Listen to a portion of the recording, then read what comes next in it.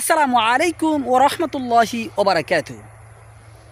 সৎসঙ্গী আর অসৎসঙ্গীর উদাহরণ দিতে গিয়ে রাসূলুল্লাহ সাল্লাল্লাহু আলাইহি ওয়াসাল্লাম বলেছেন যে সৎসঙ্গী আর অসৎসঙ্গীর উদাহরণ হচ্ছে আতর বিক্রেতা ও কর্মকারীর হাতরের ন্যায়।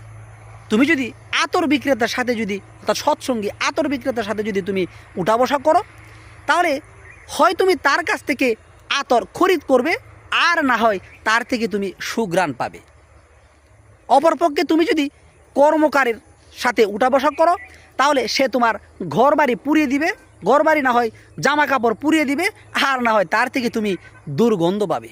এই হাদিসটি সহিহ বুখারীর 210 নম্বর হাদিস। এই হাদিসটি আজকে এই জন্য উপস্থাপন করলাম, আমাদের এই সমাজে দেখা যায় যে আমরা আইডল মানি কাকে, যে টিকটক ফানি বাদগাস্তা সমাজের সবচেয়ে আজে বাজে যে জিনিসগুলো থাকে, যেগুলো কোরআন এবং হাদিস দ্বারা সাব্যস্ত না, কোরআন এবং হাদিসের সম্পূর্ণ সাংঘর্ষিক, এরকম কোনো বিষয় নিয়ে যারা অনেক বেশি মাতামাতি করে বড় বড় সেলিব্রিটি হয়ে যায়, আমরা আইডল মানি বন্ধু করি তাদেরকে।